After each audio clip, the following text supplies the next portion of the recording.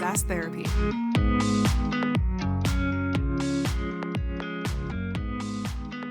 Welcome, everyone, to another episode of SaaS Therapy, the show where we help you save your most important business relationships, your customers.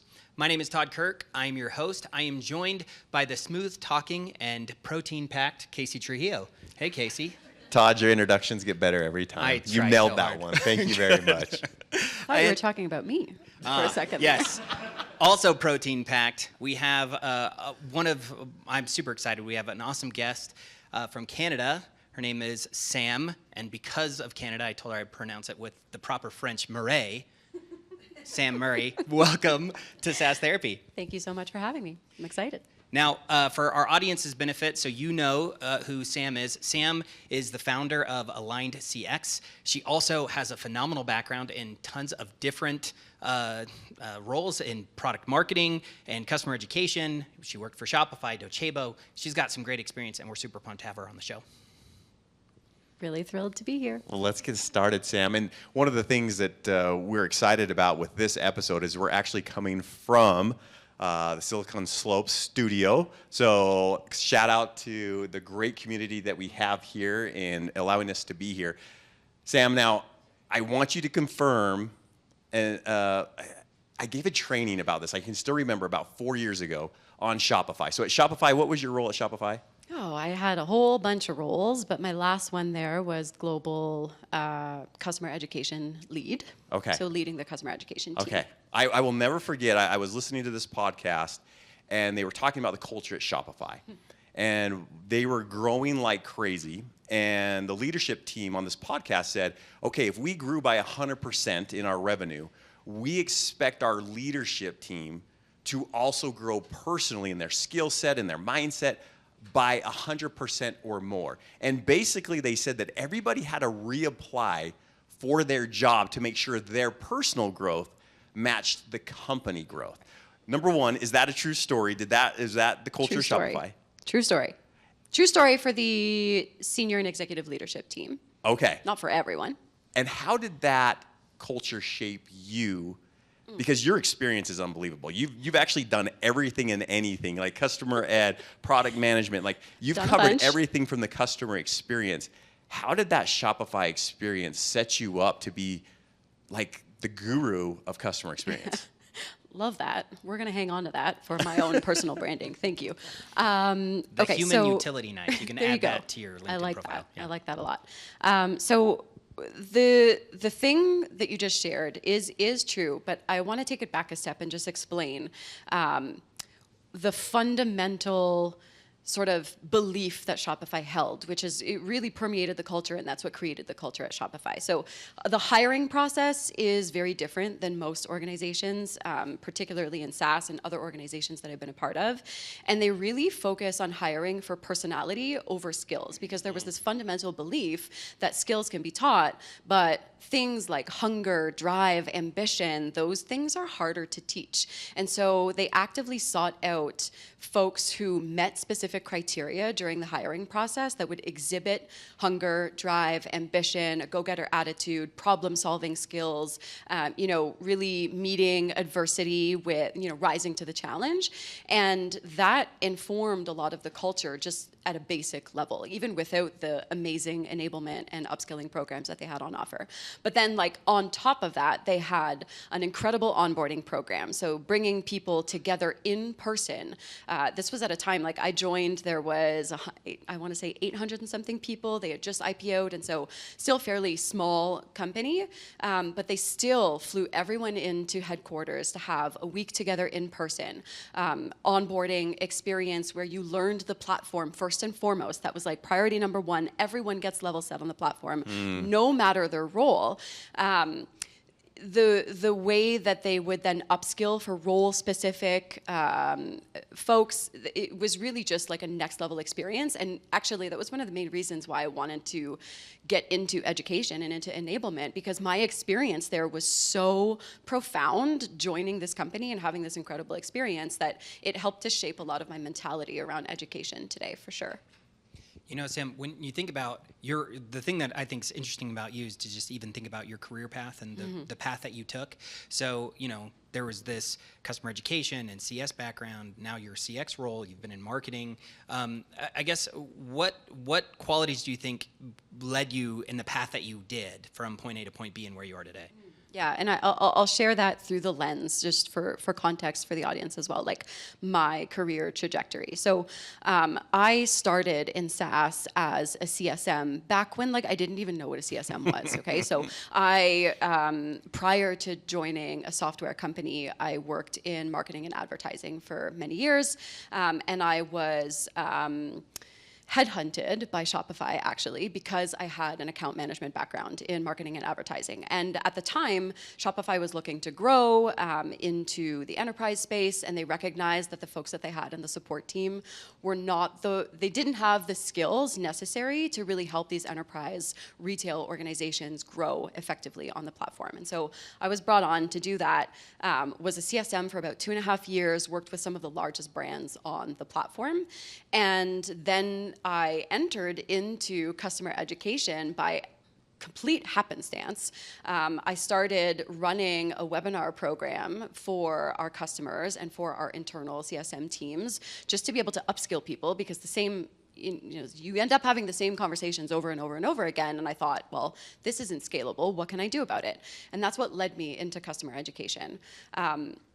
I share this with folks when I talk about Shopify, but they really embrace the jungle gym mentality. So I bounced around a whole bunch over the course of my time there. I was there for almost 7 years, and I held a bunch of different roles across a bunch of different teams. And while there was this underlying thread of customer experience optimization, and customer education, the roles that I held were so varied because they allowed people to create their own jobs, essentially.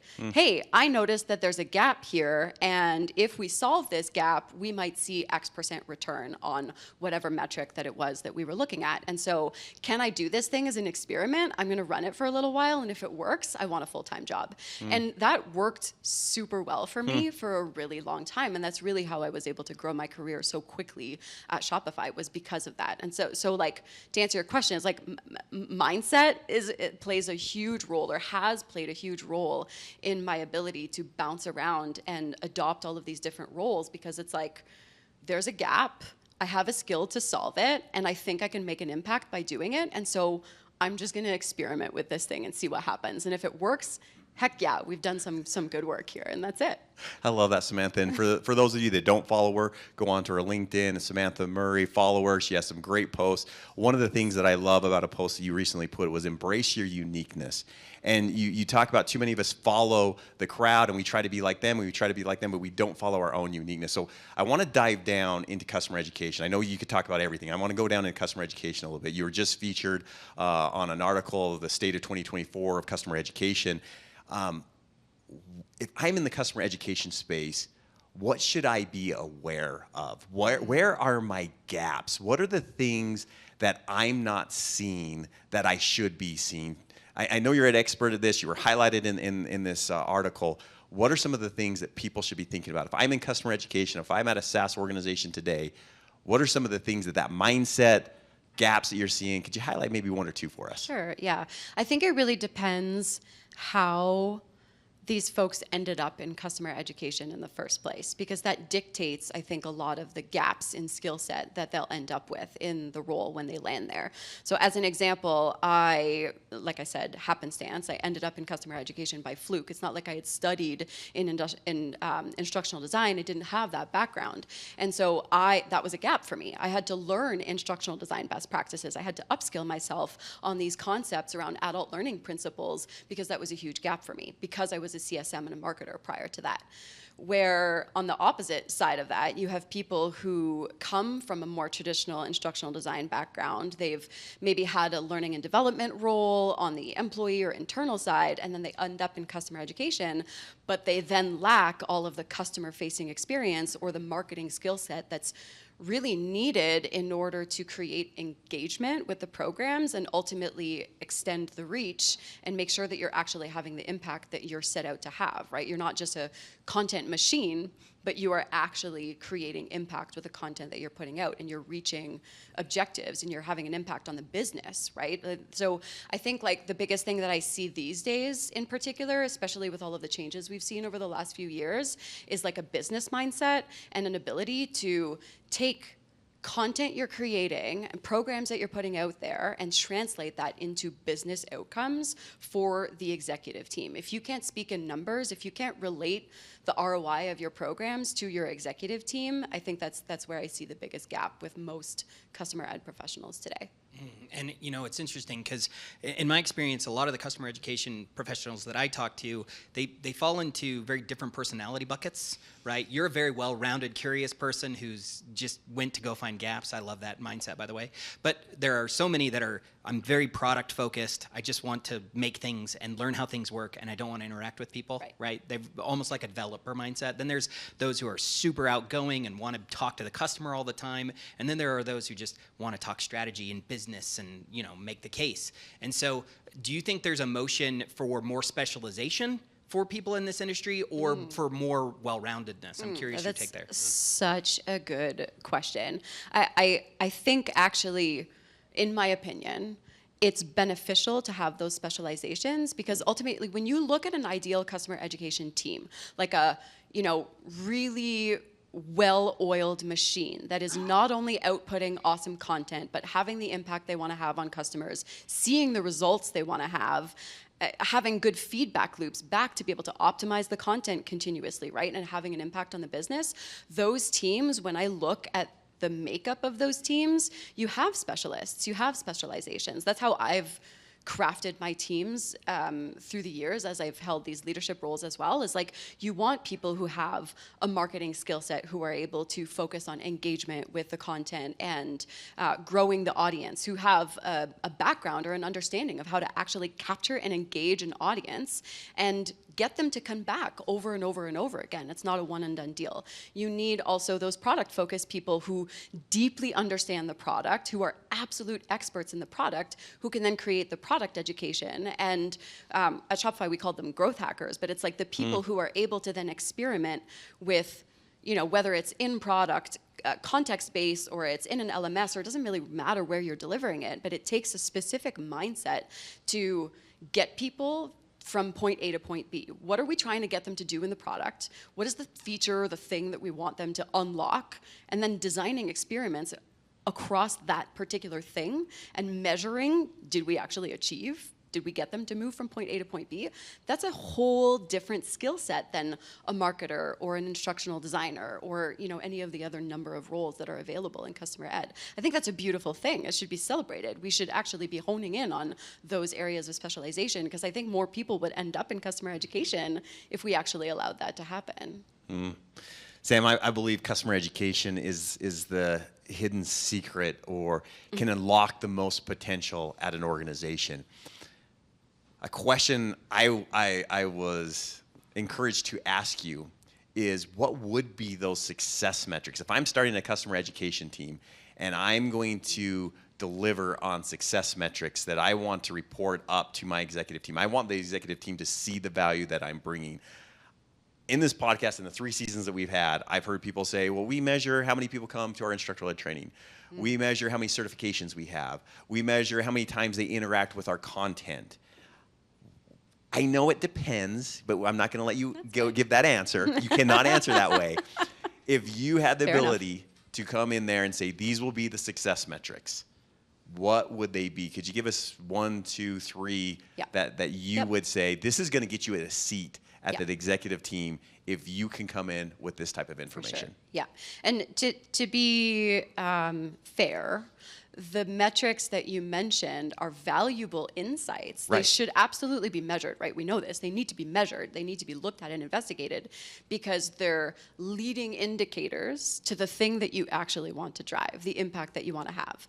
And those lagging indicators that I look at with customer education programs, product adoption first and foremost, right? As especially in SaaS, our job in customer education is to get people to actually use the platform they purchased. It's to get them to value. So product adoption is a big one. If you want to get more granular and break it down into the onboarding phase, I look at things like time to first value. So at Shopify, we had a metric of we know that once entrepreneurs have added a product into their store, they're more likely to convert to a paid plan. And so everything in the product was geared towards getting them to add a product. Everything, because that's time to first value. It's reducing the time that it takes to get them from point A to point B. And so like when you look at that metric, it's important to actually work with your product team and figure out like, what does the data tell us that is the point where someone goes, checkbox, yes, I get why I paid for this platform. I'm now seeing value from this. And you design intentional experiments specifically around that. And then obviously product adoption can be more broad than that. So you'd be looking at things like, specific feature sets that are being released, particularly ones that you know there's an upsell attached to, right? We want to expose that to the customer to the best of our ability so we can increase expansion. And so you design, again, it's all about experiments, designing experiments to get that, to move the needle on that thing. The last one I'll share is retention lifetime value, right? You want to be teaming up with your marketing team, with your advocacy team, with your engagement teams, your community teams to build cohesive, seamless programs that move the needle on your champions, like celebrating them, getting them to come back to consume more content, getting them to create content for you. Like that's a huge unlock for customer ed teams when you can start to actually tap into your champions and use them for user-generated content. And then the more you do that, the more that you create this flywheel that leads to reduction in churn, increased retention, and long-term, LTV for the customers. You know that. I'm going to do my thing that I call the Todd bot, which is where I try to process what you said and then restate it, which to me basically says most customer education teams, they start by tracking what people are learning. Yeah. And that's where they stop.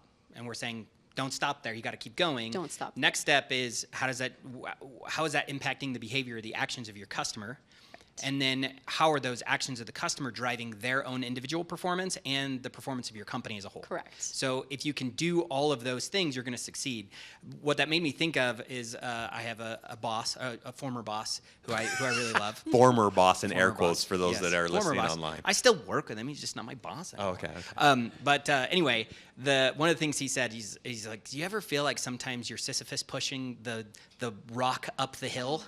And then eventually, though, it's going to get to the top. And then once you get it to the top, it's going to roll down that other side, and it's just going to be this avalanche of awesomeness. But it feels hard to push the rock up the hill.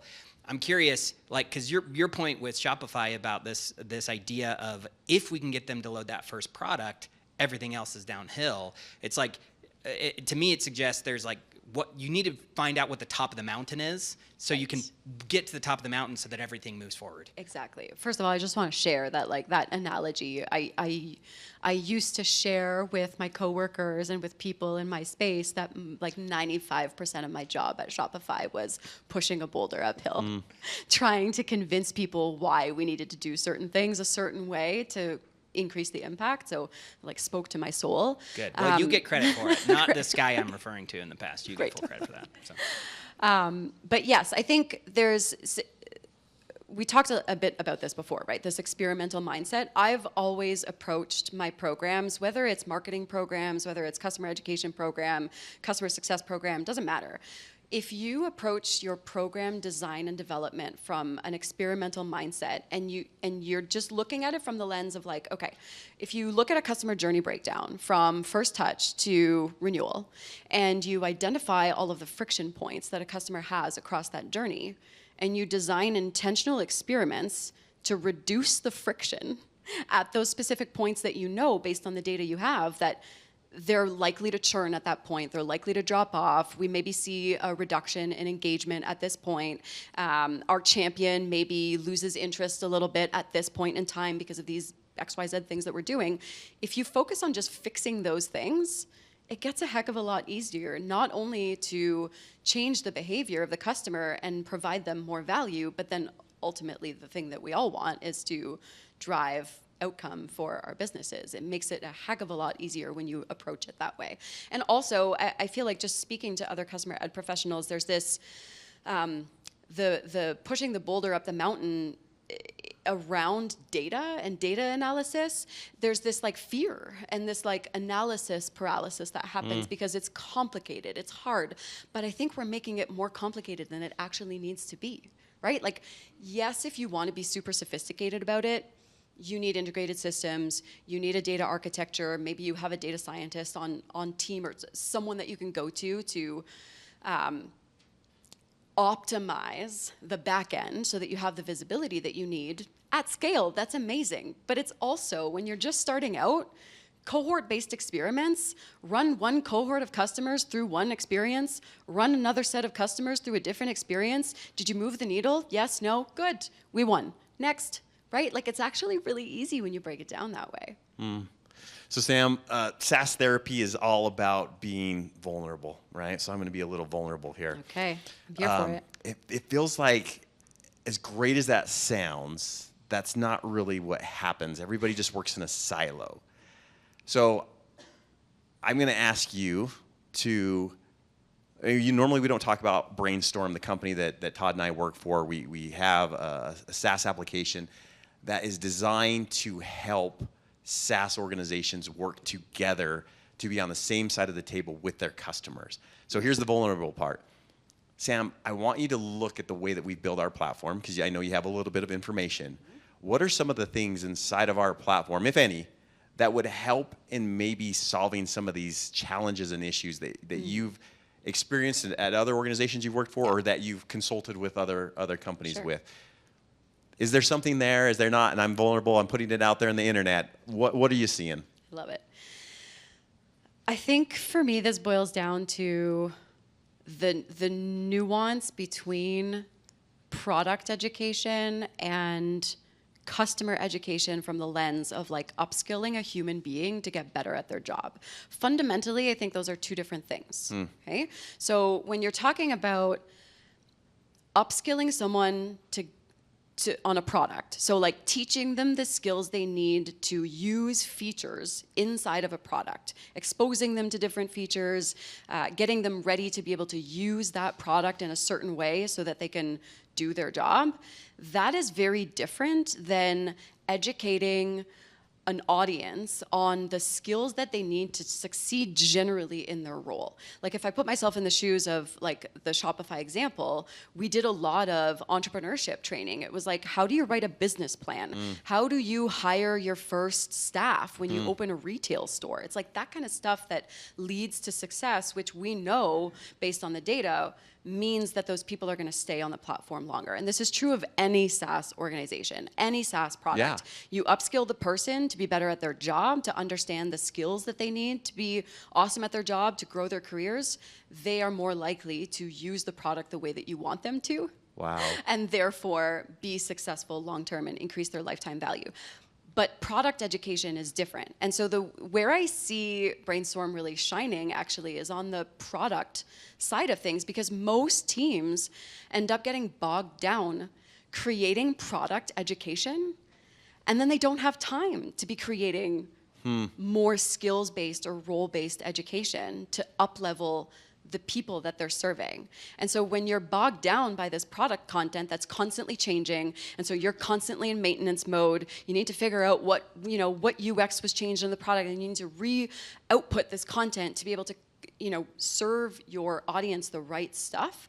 That's a lot of effort and time that could be going to a different type of education that might lead to more meaningful results in the long run. So this is where, this has been a gap that I've been thinking about for a really long time. And there's a whole bunch of different ways to solve it, but being able to tap into the resources that you hold within your teams and the product that you have to be able to do that, like outsource that and then focus on the other stuff that might drive more meaningful impact and results. Like, that seems like a no-brainer to me. Fascinating. I really like that a lot. You know, one of the things I've been thinking a lot about personally too is, for me, when I think about the customer journey and how you move a customer through that journey and remove as much friction as you can, there's kind of three different areas where that happens. There's the people that are involved in that journey. Mm-hmm. There's the product or the technology that's involved in that journey, and that could be, if you're a SaaS company, your own product or your tech stack and the things that you're using to make that happen. And then there's the kind of the strategy or the effort or the process that you put together in place after that. And so for you, when you see the breakdown in that funnel of moving people down through the journey, where do you think people are most likely to get stuck? Is it because your people are doing the wrong things? Is it because your technology stack is wrong? Is it because your processes aren't done properly? I'm curious. Where do you think the most friction lies for other companies? I think a lot of it boils down to silos within an organization, honestly. I think oftentimes you have marketing teams trying to do a certain thing, right? They're responsible at the end of the day for moving a customer through the journey from first touch to advocacy. And so they're doing stuff. And then product is doing stuff. Maybe they're experimenting with some in-product guidance or some nudges, some notifications in the product. And then you've got your customer ed team who are over there creating content and delivering that through an LMS. You've got your community team, and they're operating over there in a silo too, trying to figure out how to engage with these customers, right? Like, there's all of these different teams doing different initiatives, pushing content out to the customer. And I think that's where the breakdown happens, is because no one's talking to each other inside these organizations. Teams tend to put the blinders on, and this is no fault. Like, it's almost necessary at times, depending on where you're at in your growth cycle as an organization. You almost have to, because you want to make sure that your team is having an impact and that you're driving the results that are expected of you and your team as a leader. But breaking down those silos and having conversations around the whole customer journey, like, we actually did this exercise while I was at Docebo. One of the big things that we did was, like, let's map it all out. Let's figure out the entire customer journey from start to finish. I want to know exactly what happens with a customer from the moment they start interacting with our brand all the way through to that renewal. What's happening? And we got all of our leaders across the organization into a room to do this. And it's wild to me, the aha moments that happen, right? Because it's like, product is like, oh, geez, I didn't realize you guys were doing all of this stuff over there in customer success. And then customer success is like, guys, I didn't realize that you guys were launching notifications in product, and we were saying something different and launching these notifications by email. And it's like, that could have all been fixed if we all just had a singular picture of the customer journey. So, like, that's huge. I think breaking down the silos and just working as one team to crafting one seamless customer journey. Everyone has eyes on it. Everyone understands the role that they have to play in moving customers from point A to point B all the way through this journey. Like, that is where the magic really unlocks for most businesses. You know, the funny thing, Sam, in doing this for 3 seasons, it doesn't matter if we've had a Microsoft on, or a Pluralsight on, or a smaller SaaS vendor that's on. They all have the same challenges, and they all say the same things around silos and not working well, and having these aha moments as they actually start to map it out. If I was to invite you to come and do some consulting, and we were going to have you start on this customer journey, it seems so massive, getting all those leaders in the room. At the end of the day, what would we walk away with? Is there 1 or 2 key points that if you're running a workshop like this that you should walk away with? And what are some examples that you've had in the past? Totally. Yeah. So typically, I would use a service design blueprint for this work, because it can be really helpful. What you want to do is get all of the leaders in the room together, all of the leaders across an organization that are touching the customer in some way, and map out. What you're wanting to do is not only map out the stages of the journey, but understand, like, what are the actions that we expect a customer to take, and then what's all the stuff that's actually happening behind the scenes, which is just as important. To your point, it's like the process and the systems in the background. It can't just be about the customer facing experience. It has to be about the processes and the systems in the background as well. So by doing it this way, you're mapping the actions of the customer on their journey from first touch to advocacy, and then you're also mapping all of the things that have to happen in the background across people, process, technology, in order for us to be able to move a customer from A to B. And usually what you'll find is like there's friction points for the customer, always. There's always something.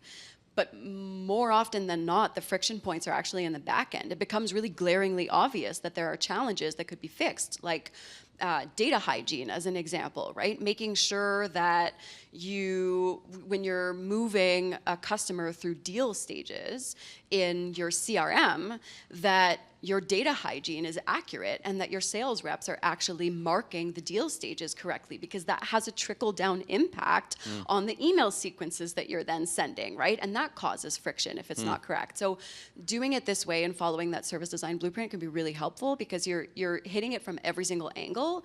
And what you walk away from is this entire journey for the customer side, and you know exactly where you can prioritize efforts. Low-hanging fruit, first and foremost, you hit that first, and then you figure out on the customer side, what are the things that we know are going to drive the most impact and the results that we want to see in terms of ROI, and then prioritize those, right? I love that. And then same thing on the back end. Let's figure out where are we bleeding money, where are we being non-efficient, where do we have gaps in our processes in the back end that are causing these friction points, and let's fix those first and foremost. And some of it is really easy, and some of it is really hard and requires a heck of a lot of change management that's very difficult. Yeah, good news though, it sounds like at least that for most companies, a lot of the problems are self-inflicted. They're our own internal weaknesses. Right. So like if you can find them and fix them, then you're hopefully in a much better position. And being, to your point around vulnerability, it takes a leadership team that's willing to go deep.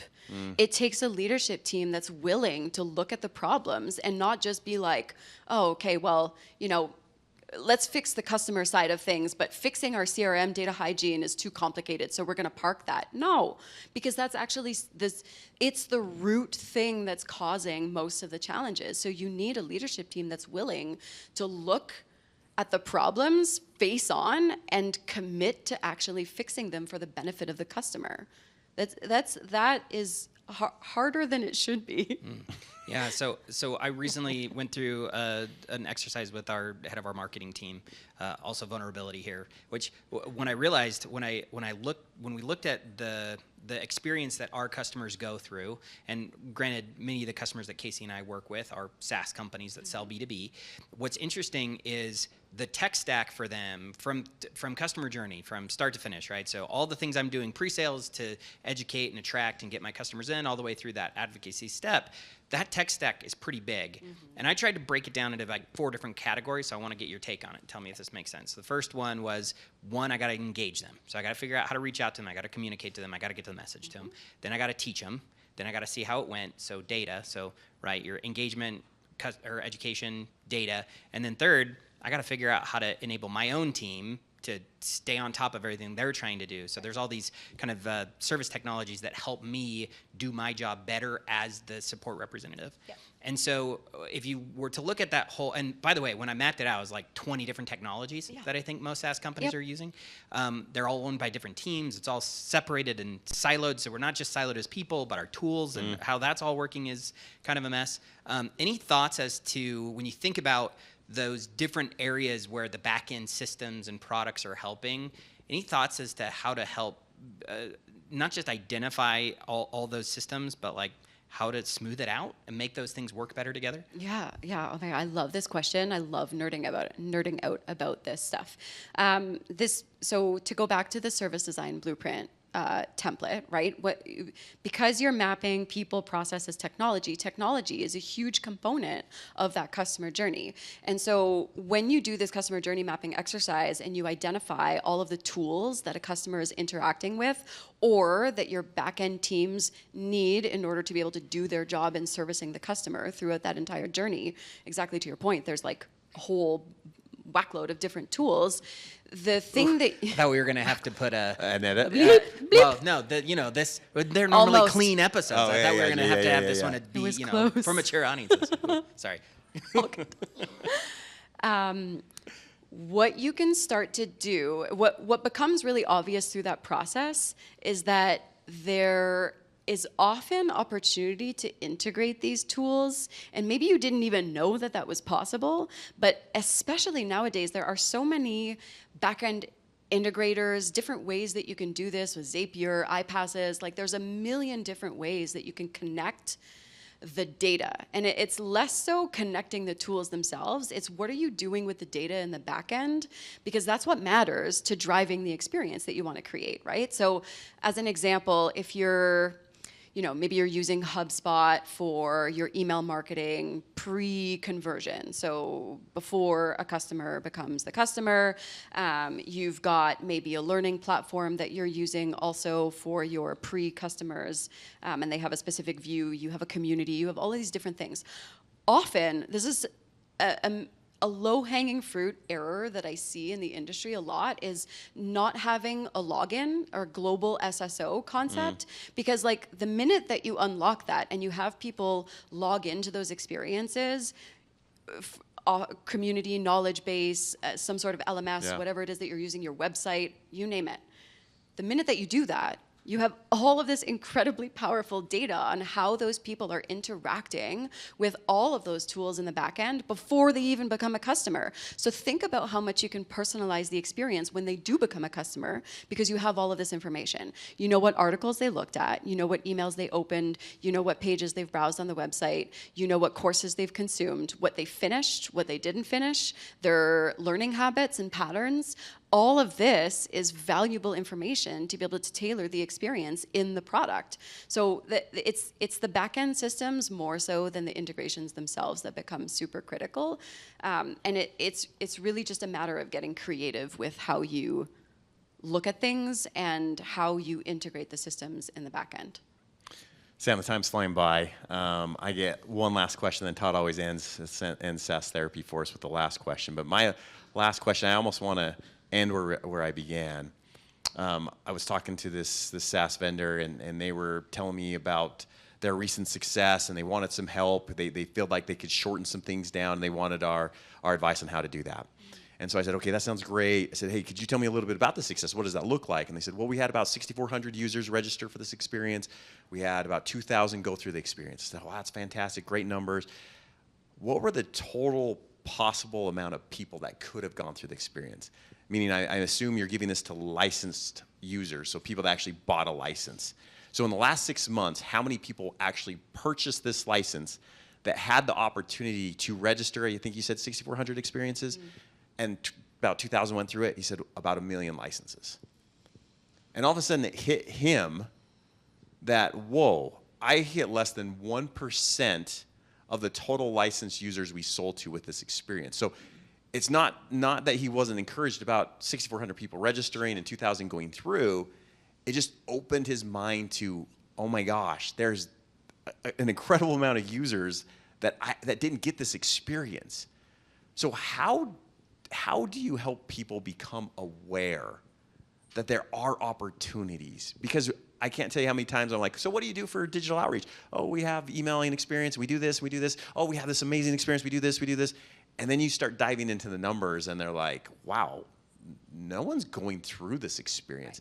What are some of the best practices in your life that you've learned, or maybe that you've seen others, that actually help somebody see that, yes, I did put a lot of work in this, and yes, some people have been impacted, but look at the opportunity. What's maybe one or two best practices you could share with us on how to help become more self-aware? Yeah, well, it goes back to what I was sharing earlier around these different skill sets that are required to be a a good customer education professional. You need a bit of a marketing background. You need a little bit of this skill set of like how to increase engagement. You need to understand the product enough to be able to figure out how you can leverage it to push specific pieces of information in the product. So for me, like the biggest best practice I always share is like meet your customer where they're at. Forget your own best practices, the things that you've learned as a customer ed professional, as an instructional designer, adult learning principles, all these things. I'm not saying they're not important. Right. They absolutely are. But when you strip away some of that noise and you just focus on the customer and the value you want to provide them, where are they? Where are they spending their time? Are they in the product struggling with something, which by the way you have data on? If you're using something like Pendo, you have access to see where these people are struggling in the product. So if you're looking at that and you know that 50% or 60% of your customer base is always struggling with this one thing in the product, why not meet them right there where they're at? Why not deliver in context nudges and guidance and education right where they're having the problem, instead of creating these lengthy courses and SCORM packages and trying to deliver that through an LMS? Look, like getting people to an LMS to learn is hard enough as it is. Yeah. That's hard work. It requires like engagement best practices and marketing and all of this stuff to get them to come in. And I know Brainstorm is really strong in this, and I love that because you have ways of re-engaging customers, pulling them back into the platform, getting them to understand exactly what they need to consume so that it's clear to them, right? But that's not the case for most platforms. So do people, if I were to flip this and ask this to you, would you prefer, if you're using a tool, do you want to have to log in to some sort of academy to go take a 1 hour long course on this whole thing just because you're blocked and you can't figure out how to use this feature? Like, no. So it's in our best interest as customer ed pros to meet the customer where they're at. It's our job to boil it down and make it easy enough for them to get the content they need when they need it, in the place they need it, so that they can do their job. And that's it. The rest is just fluff, honestly. Thank you. It's great. It's so good. You know, I think for me, I've always been such a big believer in how do we give them exactly what they need when they need it, and not compound it with all the things that we wish they knew or that we wish they care about. If we can get them quick wins and we can do that efficiently and effectively, then hopefully they'll continue to ask and come back and want to engage with learning in the long term. Right, and I think AI is going to completely change the game on this, because the vast amount of data that we suddenly have access to, if an organization can figure out, like I was just sharing, across that whole customer journey, if you can compile all of that data, all of those interaction points that your customer is having across all of these channels and tools, and use that as ammo to then create content that you know is going to move the needle and publish it on the places where they're already spending their time and interacting, it's going to completely revolutionize the way that we experience education. Completely. Yeah, so true. It's 2025. I think is going to be a very exciting year. The world's changing quick. Now, so Sam, we're near the end of our time. We always ask our guests the same question at the end of every show, which is, this is therapy, SaaS therapy. So every good therapy session ends with some call to action, some one thing that you could do better. So if you could invite our audience, we've talked about a lot today, so I know this is a big task, but if you could give our audience one thing to focus on moving forward as their takeaway, what would it be? To adopt an experimental mindset. To like stop trying to boil the ocean and overcomplicate things and get all of the data and all of the systems perfect and all of the content perfect so that you can maximize your impact. Fail fast, fail forward, learn from your experiments, break it down into tiny chunks. We used to run 2-week sprints. Like, that's all you need. If you're trying to get someone to a goal and you're focused on customer value, run short sprints, experiment, prove that it's working, double down, and cut the rest. It's really, it doesn't need to be more complicated than that. So good. Sam, thank you for joining us today. And thanks to Silicon Slopes again for letting us use this space, and to our live audience here today as well. We've loved having you. If this is your first time listening, feel free to leave us a comment, subscribe. We love having you, and everyone have a great rest of your week. Thanks again, Sam. SaaS Therapy is brought to you by Brainstorm, the SaaS platform for SaaS adoption. Learn more at brainstorminc.com.